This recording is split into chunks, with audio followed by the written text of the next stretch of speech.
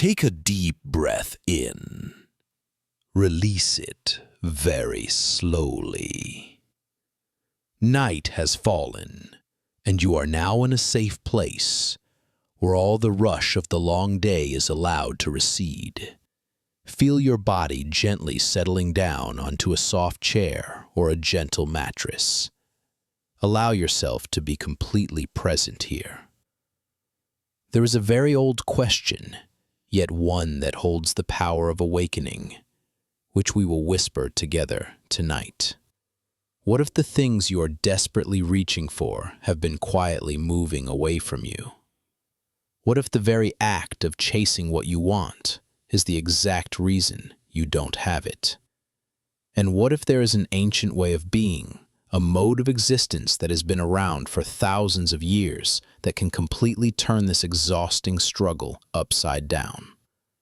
Think about the last time someone was trying too hard to impress you.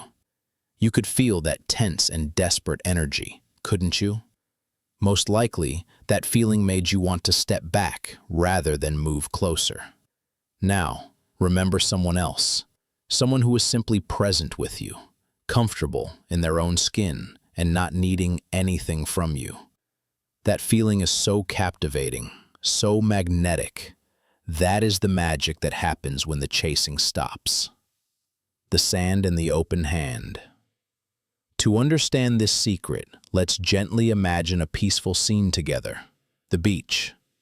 You are standing on a shore of fine sand. Slowly, bring your hands up, cupping them like a bowl, and scoop up a handful of sand. The cool, smooth grains are slipping through the spaces between your fingers. Now, try to do this. Strive to keep every single grain exactly where it is. Your fingers begin to tighten. Your palms press against each other. Your whole body probably feels a little tense with the effort of holding on. What is happening? The sand slips away even faster, escaping through the tiny spaces between your fingers. The harder you squeeze, the more you lose. The straining has backfired. Now, take a deep breath and relax. Imagine holding that same sand, but with open, gentle palms. Your hands are steady, but soft. The sand rests naturally in the curves of your hands. A few grains might drift away with the passing breeze, and that is perfect. Very tension pushes away what you're seeking. But here is where everything shifts. When you learn the art of attraction instead of the art of pursuit, life begins to reorganize itself around your own peace.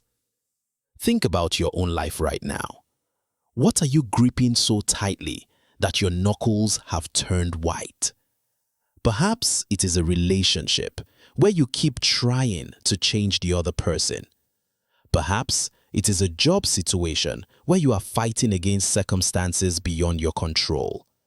Or perhaps it is an image of the ideal life that you are clinging to, even though it causes daily stress. The Buddha had a word for this gripping. He called it tanha, thirst or craving. But this was not the healthy thirst your body feels when it needs water. This was the desperate, never satisfied thirst of always wanting things to be different than they are. It is the thirst that makes you believe happiness lives somewhere else, with someone else, at some other time. The gentle diagnosis. The most profound discovery here is, our suffering does not actually come from the circumstances of our lives, but from our relationship to those circumstances. Two people can experience the exact same situation: losing a job, ending a relationship, facing an illness, and have completely different levels of suffering based on how tightly they are gripping their expectations. When the Buddha spoke about the Four Noble Truths, he wasn't delivering cosmic judgments or universal laws carved in stone. He was offering a gentle diagnosis, like a skilled doctor who sees your pain clearly and wants to help you understand where it is truly coming from. The first truth is simply this: suffering, dukkha, exists. Not because life is meaningless or cruel, but because suffering is woven into the fabric of human experience. You don't need to feel guilty about your pain. The Buddha is saying, yes, this hurts, and that is completely understandable. The second truth goes deeper. Suffering has a cause, and that cause is not your difficult boss or challenging circumstances. The cause is your attachment to how things should be. 4. Continue to relax your body. Your eyes can close very gently. Feel the tranquility spreading from those last thoughts like a thin mist covering the forest. In this journey of letting go of the grip, we need to deeply understand one thing. You are not the things that are changing within you. To do this, the Buddha taught about the 5 aggregates, 5 different aspects of human experience that we often mistake for our true self. They include form, sensation, perception, mental formations, and consciousness. When you realize that you are not any of these parts in isolation, but something much more fluid and spacious, you begin to loosen your rigid identification with your thoughts and emotions. Your body changes constantly, from childhood to old age. Your sensations shift moment by moment, from pleasant to unpleasant. Your perceptions alter based on your mood, health, and circumstances. Your thoughts and mental patterns evolve throughout your life. Even your consciousness moves through different states: waking, dreaming, and deep sleep. So, who are you really beneath all these changing elements? The vast space of awareness. You are the aware space, the place where all these experiences arise and pass away. You are not your achievements or your failures. You are not your anxious thoughts or your moments of joy. You are something much more vast and unchanging. You are the witness of all these temporary experiences. Think about the beautiful story of the Zen master Ryokan, who lived simply in a small hut on a mountain. One night, a thief broke into his hut looking for valuables.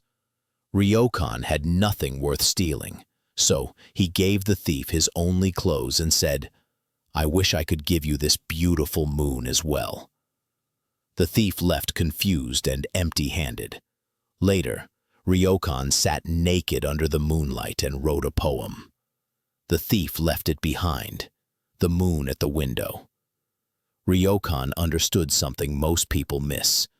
True wealth cannot be stolen because it does not depend on external possessions. When you are not attached to things, you cannot lose what truly matters. The moon, beauty, peace, and the present moment were still there, untouched by the thief. Indifferent or uncaring. In fact, it often makes you more present and loving because you are not wasting energy on the impossible task of stopping change. You are free to fully experience what is actually happening instead of fighting against it. The power of the flow. Consider how this might transform your approach to work. Instead of gripping tightly to specific outcomes, you can focus on doing your best work and releasing the attachment to how others respond. Instead of trying to control your colleagues' opinions, you can concentrate on being authentic and letting the relationships develop naturally. This shift often leads to better results because you are acting from clarity rather than anxiety. Or apply it to your health. Instead of fighting your body or demanding it be different, you can work with it compassionately. You take care of yourself without becoming obsessed with perfect health. You accept your body's limitations while still encouraging its natural healing and strength. Even your emotions become easier to navigate when you stop gripping them so tightly. Sadness moves through you more quickly when you don't resist it. Anger transforms into clarity when you don't feed it with stories about how wrong everything is. Joy deepens when you don't desperately try to make it permanent. The music was always there. One beautiful thing happens as you practice letting go. You begin to notice that life has its own intelligence, its own timing, and its own way of working things out. Solutions appear that you never could have planned. Opportunities emerge from unexpected directions. People enter your life exactly when you need them most. This is not mystical or magical thinking. This is what becomes visible when you are not so busy forcing and controlling that you miss the natural flow of support around you. It's like finally hearing the background music that was playing all along, once you stop creating so much noise with your own struggle and effort. Try a small experiment for this week. Choose one area of your life where you have been pushing hard for a particular outcome. Instead of abandoning the goal, simply change your approach. Take the actions that feel natural and necessary, but release the white that it doesn't see the obvious solution. How many jars do you have your hand caught in right now? How many things are you grasping so tightly that you have trapped yourself? The freedom you are seeking might be as simple as opening your fist. The space is never empty, but letting go is just the beginning of something even more beautiful. When you create space by releasing what no longer serves you, that space does not remain empty. It becomes filled with presence, with awareness, with a different quality of aliveness. This brings us to one of the most practical and transformative aspects of Buddhist wisdom. Learning to train your mind like you would train your body, but with infinite gentleness and patience. Close your eyes, if you haven't already, and imagine your mind as a garden. Not the perfectly manicured kind you see in magazines, but a real garden, where weeds grow alongside flowers, where some seasons are abundant and others feel barren. Now, imagine tending this garden not with force or frustration, but with the patient curiosity of someone who understands that growth happens in its own time. This is what meditation truly is. Meditation is not about creating an empty or silent mind. That is one of the biggest misunderstandings that keeps people from experiencing its gifts. Meditation is about learning to be a gentle gardener of your own awareness, cultivating the conditions where peace can naturally bloom. Be the sky, not the clouds. In this garden of your mind, thoughts are not weeds to be eliminated, but natural growth that requires wise tending. A skilled gardener will not wage war against the brambles. They understand how to work with them skillfully.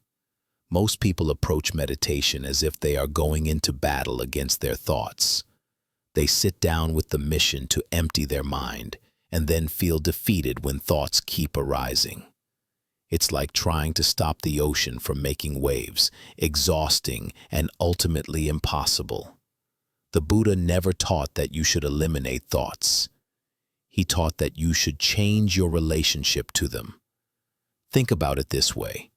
When you watch clouds drift across the sky, you don't try to push away the ugly ones or hold on to the beautiful ones. You simply observe their natural movement. Your thoughts a flowing stream. This story points to something revolutionary about meditation practice. Clarity doesn't come from stopping your thoughts. It comes from not getting caught up in their drama. When you sit in meditation and notice your mind wandering to your grocery list, you don't need to judge yourself or try harder. You simply notice, oh, planning is happening, and gently return your attention to your breath. It's like training a puppy, firm but kind, consistent but not harsh. Take one more gentle deep breath. Feel the warmth of your blanket, or the silence surrounding you. Allow every muscle in your face and forehead to completely relax. The Buddha taught two main types of meditation, which work together like two old friends supporting each other. The first is called samatha, calm abiding, which means resting in peace or mental calmness. This practice trains your mind to rest on a single object, usually the breath, and to return there each time it wanders. Samatha is like strengthening your mental muscles. Just as you might lift weights to build physical strength, you practice returning your attention to your breath to build concentration. At first, your mind might wander every few seconds, and that is completely normal. You are not failing, you are noticing. And noticing is actually the whole point. When practicing samatha, you might place your attention on the sensation of breath at your nostrils, feeling the cool air entering and the warm air leaving. Or you might focus on the gentle rise and fall of your belly. The specific object matters less than your commitment to returning to it each time your mind travels elsewhere. This returning is not a failure. It is the practice itself, the scientist of your own experience. The second type is vipassana, insight, which means clear seeing or insight. While samatha teaches you to focus, vipassana teaches you to observe. Instead of concentrating on one thing, you open your awareness to notice whatever arises. Thoughts, emotions, sensations, without getting involved in their stories. Vipassana is like becoming a scientist of your own experience. You might notice And emotions. When anxiety arises, you become anxiety. When anger appears, you become angry. But meditation creates a small space between you and these experiences. You begin to see that you are not your anxiety. You are the one who notices anxiety. You are not your anger. You are the awareness in which anger appears and disappears. This shift changes everything. When you can observe your emotions without being overwhelmed by them, you naturally begin to respond to life from a place of choice rather than mere reaction. You might still feel frustrated when stuck in traffic, but you don't have to let that frustration ruin your entire day. You might still feel sad about a loss, but you don't have to believe the story that says you'll never be happy again. The 5-minute meditation. You might be thinking, this all sounds wonderful, but I don't have time for long meditation sessions. Here is the beautiful truth. You don't need them. The most transformative meditation practice is not about sitting for an hour in perfect silence. It is about weaving 5-minute moments of awareness throughout your day. There is an old story about a master who was asked how long one should meditate. He replied, "If you're very busy, meditate for 20 minutes. If you're extremely busy, meditate for an hour." This was not a joke. It was pointing to the truth that the busier your mind becomes, the more you need these moments of stillness. But those moments don't have to be lengthy to be powerful. Think of meditation like water, slowly wearing down stone. It's not the force of a single powerful wave that creates change. It's the gentle, consistent contact over time. 5 minutes of genuine presence each morning can be more transformative than an hour of distracted sitting once a week. Consider how you might approach these 5-minute sessions. Posture. Find a comfortable position where you can sit with your spine naturally upright, but not rigid. Release. Close your eyes or soften your gaze downward. Begin by taking 3 deep breaths, allowing each exhale to release any tension you are holding. The breath. Then, let your breathing return to its natural rhythm. Place doorways into the same room of awareness. Mindfulness of the body, kaya nupassana. This can be as simple as feeling your feet on the ground as you walk. Notice the weight shifting from one foot to the other, the sensation of your clothes against your skin, or the temperature of the air around you. The body is your most reliable anchor in the present moment. Mindfulness of feelings, vedana nupassana.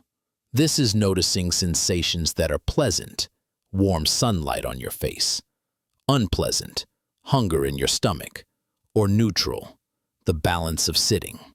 You are not trying to change these feelings, just acknowledging them clearly. Pleasantness is present. Mindfulness of mind, chitta nupassana. You observe when your thoughts become scattered like leaves in the wind, or when they feel focused and clear like a calm lake. This is noticing your mental state, not the content of the thoughts. Mindfulness of mental objects, dhamma nupassana. You watch how a certain memory triggers a specific emotion, or how a particular thought creates tension in your body. This is looking at the deeper patterns of the mind. Each of these foundations offers a pathway to greater awareness and freedom. The broom and the awakening. But meditation is not just something you do while sitting on a cushion with your eyes closed. The Vietnamese Zen master, Thich Nhat Hanh, taught that you can transform any moment into meditation if you bring full presence to it. Washing dishes becomes meditation when you feel the warm water and the smoothness of the plate. Walking becomes meditation when you feel each step connecting with the ground. Even brushing your teeth becomes meditation when you pay attention to the sensations and movements. There is a famous story about the Zen master Joshu, who was asked by a student, "What is the most important teaching in Buddhism?" Joshu was sweeping the temple courtyard at the time, and without stopping his work, he simply said, "Sweeping." The confused student pressed further, "But master, surely there must be something more profound than sweeping." Joshu paused, looked directly at the student and said, "Then you haven't understood sweeping." This story reveals something profound about the nature of awakened awareness. Enlightenment isn't found in a taste of your morning coffee, the mind that feels grateful for a friend's laughter, the mind that recognizes beauty in unexpected moments. This everyday awareness, when cultivated through practice, becomes your gateway to peace. The muddy water settles. The traditional Buddhist understanding of how meditation works is both simple and profound. The Buddha taught that our suffering comes from three mental poisons: greed, hatred, and delusion. Meditation doesn't eliminate these tendencies. It helps you see them clearly so they lose their power over you. When greed arises as a desperate wanting for things to be different, meditation helps you notice this craving without being consumed by it. When hatred appears as an aversion to what is happening now, meditation teaches you to acknowledge this resistance without letting it control your actions. When delusion clouds your perception with stories about how things should be, meditation clears the mental fog so you can see reality more clearly. This process happens naturally, like muddy water settling when you stop stirring it. The Buddha compared the mind to a jar of muddy water. When you are constantly agitating it with worry, planning, and reactivity, you can't see clearly. But when you stop stirring, when you simply sit and observe without interfering, the mud gradually settles and the water becomes clear. Continue to sink further into relaxation. Allow every thought that remains to melt away from your face and neck. You are resting in awareness. Let's make these insights more practical, applicable to your day tomorrow. Mindfulness is not something you add to a busy schedule. It is how you change the quality of what you are already doing. Choose 3 moments tomorrow to practice full presence. The morning anchor. Instead of immediately grabbing your phone when the alarm sounds, take 30 seconds to simply feel your body lying in bed. Feel the weight of the blanket, the temperature of the room. Listen to the first sounds of the morning. Do nothing except be present. This small moment will anchor your mind before the rush begins. The sacred sip. The next time you hold a warm drink, don't rush it while scrolling. Dedicate. And one pot had a crack, leaking half the water along the journey. The cracked pot felt ashamed. But the water carrier smiled and said, "For 2 years I only planted flower seeds on your side of the path, because I knew you would water them. Because of your flaw, I have been able to pick these beautiful flowers to decorate the temple altar." This story reveals something profound about our relationship to our perceived imperfections. What you consider your biggest flaw might actually be creating beauty in ways you cannot see. Your sensitivity might help others feel understood. Your struggles might give you compassion for those going through similar challenges. Your different way of thinking might offer solutions that others miss. Instead of trying to fix your cracks, what if you looked for the flowers they might be watering?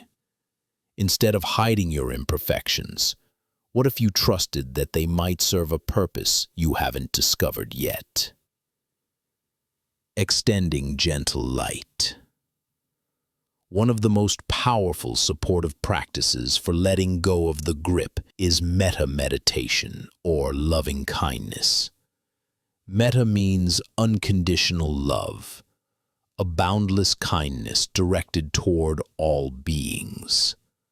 This is the kind of magnetic energy we spoke of at the start, the kind that naturally attracts people and good things to you. When you let go of the grip, you create space to fill with kindness. Let's whisper these loving kindness phrases together, like a gentle vow. For yourself. Begin by directing compassion toward yourself.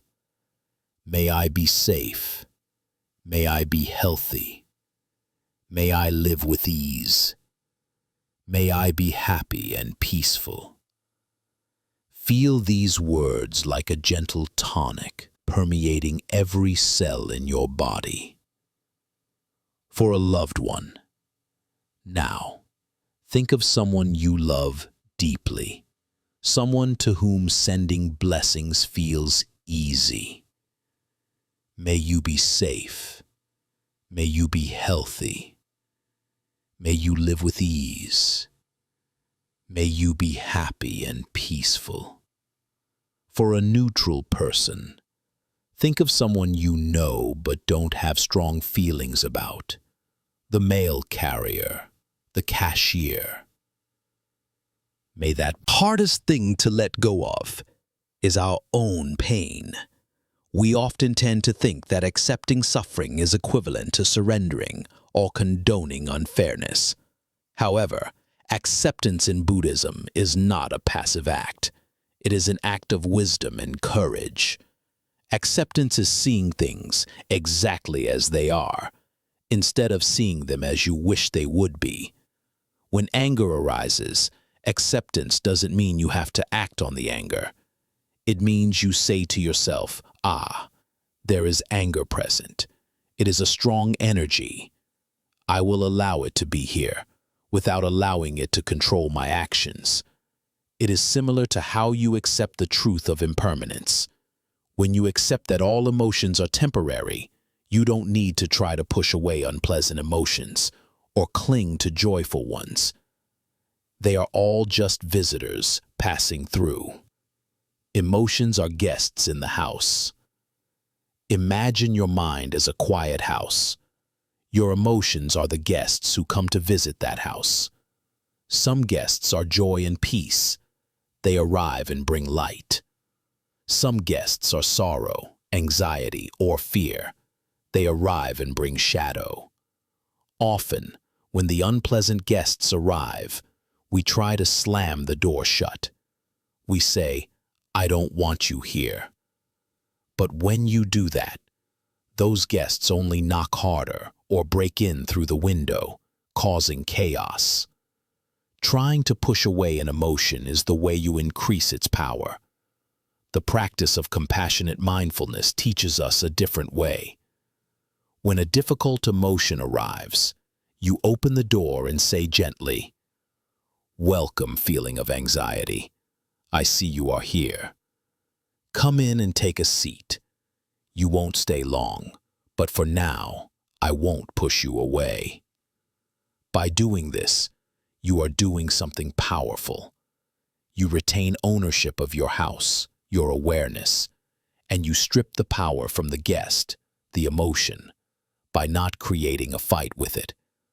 The difficult emotion will only stay as long as it needs to, because the nature of all emotion is movement. It will naturally pass, just like clouds across the sky. Befriending the pain. There is a profound saying, "Pain is inevitable, but suffering is optional." What to pain? You create a safe space for the pain to be seen, and subsequently to dissolve. The small ladder to freedom. The freedom we seek is not a distant mountaintop. It is built by small daily steps. Here is the small ladder to freedom. Label: I am feeling discomfort. Just name it. Allow: I allow this discomfort to be here, right now. Let go of resistance. Soften: I relax the muscles in my face and belly. Soften the body's grip. Breathe: I breathe into that feeling and breathe out ease. Use the breath as a tool. Return: I bring my attention back to a safe anchor, like the breath or my feet. Anchor the mind in the present. Practicing these 5 steps with gentleness and repetition is the path to freeing yourself from the jar of attachment. Allow these words to lull you to sleep. Remember that you are the sky, and all experiences are just clouds passing through. You are the unchanging peace, where everything is allowed to arise and pass away. Breathe in and out. Release your jaw, your forehead, and your entire neck area. You are completely safe and supported. We have learned that meditation is not about emptying the mind, but about changing the quality of attention. Think of your attention as a spotlight in the darkness. You can aim it at worries, old stories, things you are trying to control, and everything around that will be illuminated with tension. Or you can gently aim that spotlight at things that are working in your life, at the safety of this moment, at your own gentle breath. The more you practice gentleness, the more you let go of the grip. Non-attachment is strength. Often, we mistake non-attachment for indifference or apathy. We fear that if we don't grip things tightly, we will lose our motivation to do well. But the reality is the opposite. Non-attachment is not caring. It is not clinging. Think of a great athlete. They train hard. They set goals. They care about the result. But in the moment of competition, they must let go of the attachment to winning. If they compete with the desperation to win, their mind will be distracted and their body will become rigid. There is nothing here that is not the best. In that moment, Banzan understood something profound. He had been searching everywhere for the best spiritual experience, the perfect moment of awakening. But every moment was already perfect, exactly as it was. His enlightenment did not come from finding something new. It came from letting go of the idea that he needed to find anything at all. The butcher did not need to strive for the best piece because he had accepted and honored the perfection of every piece of meat. Awakening in simplicity. Apply this wisdom to your life right now as you lie relaxed. What is the best right now? Perhaps it is the warmth of your bed. Perhaps it is the silence of the late night. Perhaps it is the patience you are giving yourself. Stop searching for the perfect moment and honor the perfection of this moment. When you stop comparing the present with some ideal version of it, you feel peace immediately.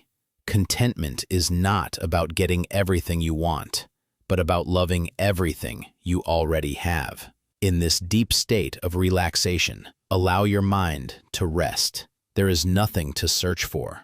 There is nothing to fix. Everything is already the best. Breathe in and out. Let your breath lull you into a deeper state of relaxation. One of the areas where we often grip the tightest is in our relationships. We often hold a hidden project, trying to change others. Think about someone in your life who regularly causes frustration. Perhaps they are always late, or they interrupt when you are speaking, or they don't show affection the way you prefer. Notice how much mental energy you spend trying to change them through hints, complaints, or silent resentment. Now, ask yourself, what would happen if you stopped trying to change them and started accepting them exactly as they are? This doesn't mean you tolerate disrespect or abandon your boundaries. It means you release yourself from the exhausting project of trying to remake another human being according to your own preferences. The magnetism of acceptance. Often, a magical thing happens. When you stop pushing against someone, they naturally begin moving toward you. Lean into the curves, adapting to the rough road. The bicycle, the relationship, is free to move. You can love someone deeply without clinging to the idea that they must behave according to a specific script. The lesson of the blind donkey. There is a lesser-known story about Master Linji, who was once asked by a student about the meaning of Zen during a time of great chaos in the kingdom. Bandits were everywhere, and people were fleeing their homes in terror. The student asked, "Master, in such terrible times, how can we find peace?" Master Linji pointed to a blind donkey grazing peacefully in a nearby field and said, "Look at that donkey. It doesn't know these are terrible times, so it continues to eat grass and be content." He continued, "The chaos exists, but the donkey's peace also exists. Which reality will you choose to live in?" The master was not suggesting ignorance or denial of real problems. He was pointing to something deeper. Even in the midst of external chaos, inner peace remains available. Your circumstances don't determine your experience as much as your relationship to those circumstances does. The blind donkey couldn't see the chaos, but you can choose not to be consumed by it. This teaches us that our judgments about situations often create more suffering than the situations themselves. When you label something as terrible or wonderful, you are creating an emotional charge that may not serve you. What if you could respond to challenges with the same equanimity as the donkey? Not from blindness, but from a deeper understanding that your peace doesn't depend on external circumstances. Immense patience. Finally, bring your attention back to your breath. Feel the immense patience you are learning to cultivate. Letting go does not happen instantly. Like water slowly wearing down stone, the greatest change happens through gentleness and consistency over time. Sleep peacefully in the knowledge that you are on this path, and you are doing very well. Let all effort dissolve into the gentle darkness. Breathe in, breathe out. Feel the silence weaving a warm blanket around you. In this stillness, let's practice You might see that the real issue isn't the coworker or the promotion. The issue is your attachment to being perceived in a certain way. That is something you can work with, something you can gradually release without giving up your ambition or self-respect. The backpack beside you. Now try this letting go meditation to prepare your body and mind for sleep. Continue to sit or lie comfortably. Breathe in and out, feeling your body settle with each exhale. Imagine you are carrying a heavy backpack filled with all your worries, resentments, and attachments from the day. Feel the weight of it on your shoulders. With each exhale, imagine setting this backpack down on the ground, right next to you. You are not throwing it away. It is still there if you need it in the morning. But right now, you are choosing not to carry it. Notice how your body feels lighter, how your breathing deepens, and how your mind becomes more spacious.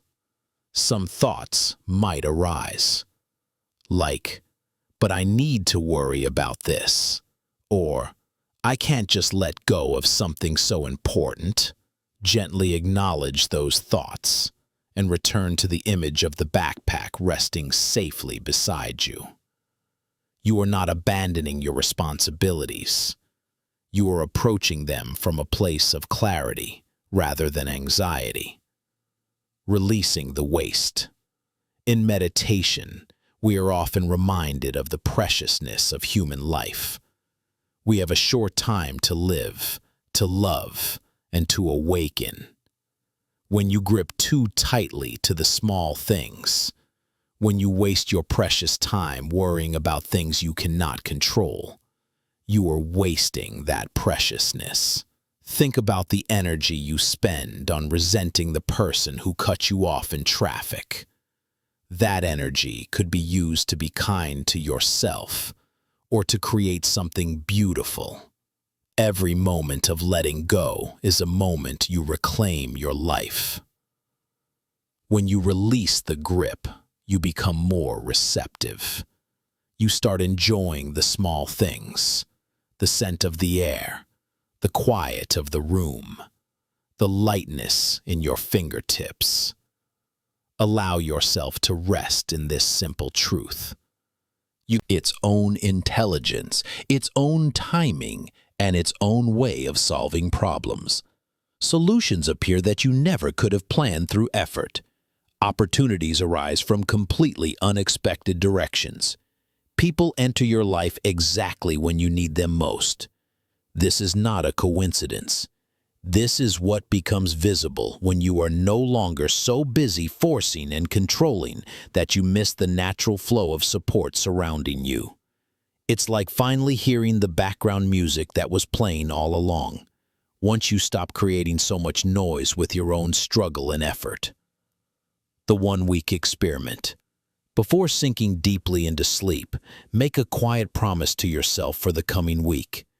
Choose one area of your life where you have been strongly pushing for a specific outcome, perhaps a financial decision, a conversation with a relative, or a health goal. Instead of abandoning the goal, simply change your approach. Gentle action. Take the actions that feel natural and necessary to move forward. Release. But then, release your grip on exactly when and exactly how things should unfold. Pay attention to what happens not only in your external circumstances, but also in your body, in your mind, and your overall sense of well-being. You might discover that the very thing you were pushing away with your effort begins flowing toward you when you create space for it. You might realize that solutions you never considered become obvious. And most profoundly, you might realize that what you thought you wanted was not actually what would make you happy. Sleep peacefully in this trust. Let go of everything in your hands and allow yourself to sink into the flow of rest. Breathe in very gently and breathe out all remaining tension. Feel the gentleness of this moment surrounding you. In the journey of letting go, we often forget that the person we grip the tightest is often ourselves. We cling to an image of who we should be. We cling to past mistakes, endlessly judging ourselves. We cling to unattainable expectations of perfection. And every time we do this, we create a kind of internal grip, a mental tension that pushes away peace. The mirror and compassion. Imagine you are looking into a mirror. Often, this mirror is covered with judgments and criticism. I'm not good. That by torturing ourselves, we will somehow fix the past. But the past is impermanent. It is gone. You cannot change what is past, but you can change the way you carry it. When regret arises in your mind, try this. Acknowledge, the feeling of regret is present. Learn. Gently ask yourself, what lesson can I take from this event to do better in the future? Forgive. Once the lesson is taken, gently say to yourself, I forgive myself for doing the best I could in that moment. I release this burden. Self-forgiveness is the ultimate act of letting go. It allows you to reclaim your energy from the shadow of the past and place it in the light of the present. The gentle voice of the parent.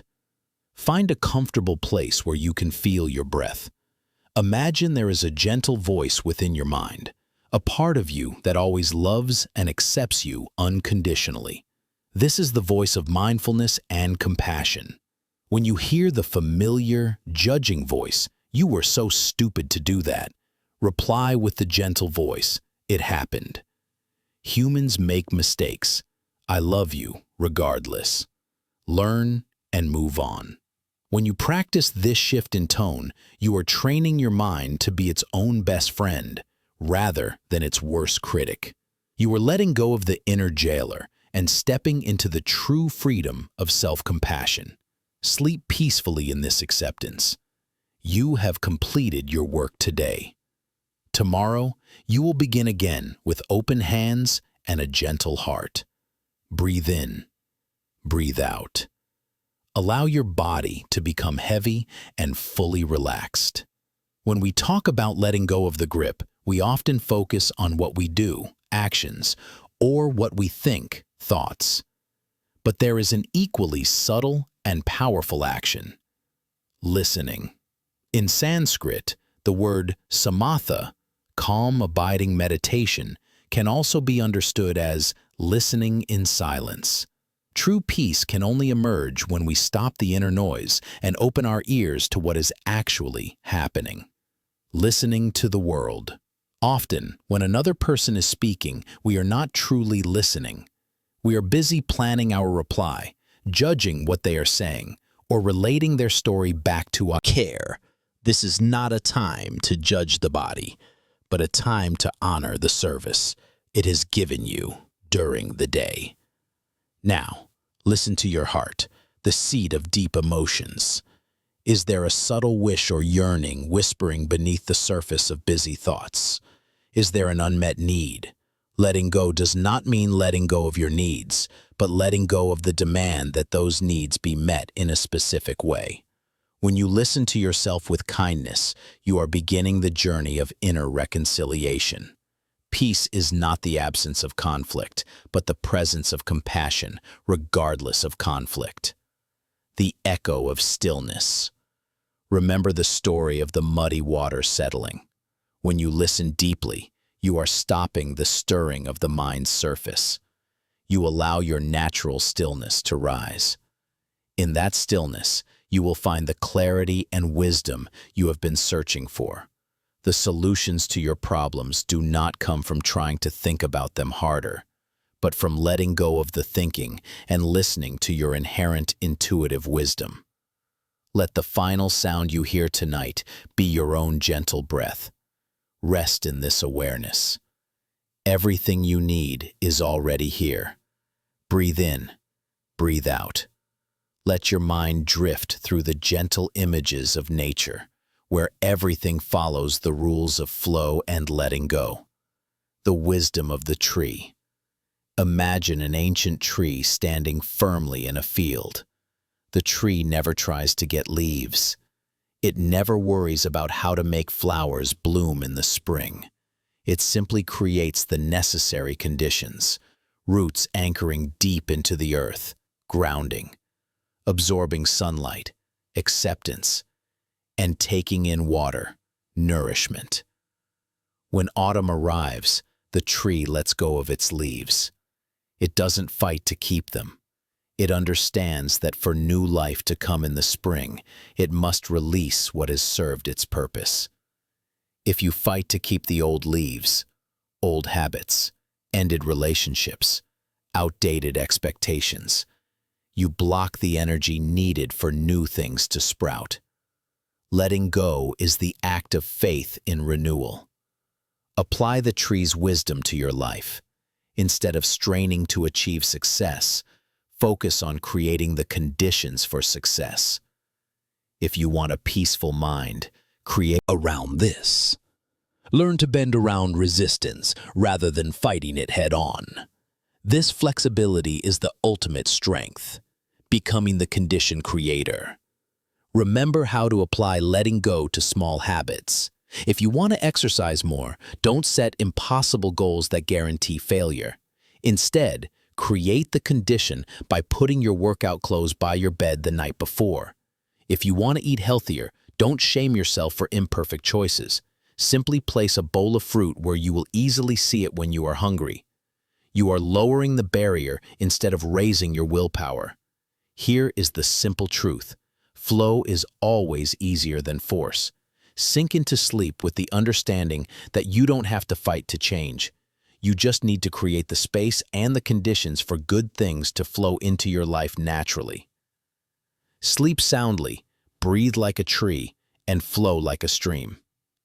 Take a final, deep breath, deeper than all the others.